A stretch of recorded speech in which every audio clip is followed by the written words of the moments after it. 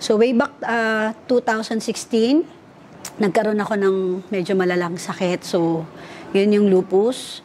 So that time, 36 years old ako. So yung first na naramdaman ko nun is, feeling ko lang na parang feeling ko mamamatay ako. Kasi yung sister ko, 34 years old, doon kasi namatay. So nung sa lupus, so nung nalaman ko na may sakit din ako ng lupus, is talagang kinabahan talaga ako that time.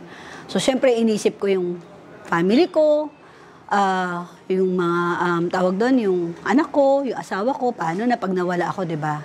So, ang lupus naman is wala naman talaga siyang gamot. So, kailangan lang is wag kang ma-stress para syempre hindi may mangyari, walang may mangyari sa iyo, 'di ba? So, doon ko nakilala, actually bago ko nakilala si Kangen, nung nagkasakit ako, lagi ako na hospital. Hindi ko alam na may sakit na akong lupus, pero yung sakit sa tiyan, which is, ano yun tawag doon, yung hyperacidity, talagang yun yung pinakamasakit lagi. Yun lagi may sakit ako, lagi ako nasa ospital. Di ko alam meron na pala ako sakit na lupus. So, bago ko nakilala si Kangen, inintroduce sa akin ng kapitbahay namin, which is merong breast cancer that time. So, yun yung sinabi ng kapitbahay namin na yun yung parang nakakapagpagaling sa kanya. So, ang tawag namin is Miracle Water. So, binilihan siya ng unit ng mga anak niya kasi hindi na siya pinakimotherapy. Siyempre, medyo mahal din. So, that time talagang naniwala ako kasi wala pa akong unit that time, pero kumbaga nakikiigib na kami sa kanila. So, malaking tulong sa akin yun kasi wala akong gamot. Pero yun yung nakapagpagaling sa akin, lalo na doon sa sakit ko sa sakit sa tiyan.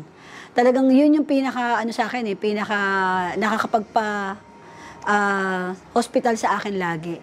So nung nagkasakit ako ng lupus, up to now, so 7 years na akong may lupus.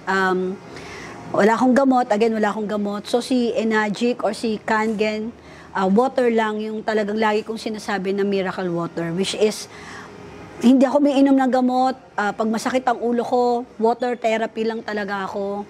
Kaya yun yung parang mission ko ngayon, which is kailangan talaga tulungan ko yung may mga sakit. Lalo na yung may mga lupus din, di ba? Kasi etong water na to, ang talagang nakapagpagaling sa akin. Again, very thankful ako na nakilala ko rin si Doc Pinky kasi siya yung talagang nagpaliwanag sa akin. Kaya rin ako napabili ng machine, which is talagang, ito yung isa sa pinakamagandang investment namin mag-asawa. Kasi hindi lang ako ang natutulungan niya, kasi yung mother ko may sakit din, yung father ko meron din. Doon sa water na yon, doon lang din sila, kumbaga, gumagaling. Okay?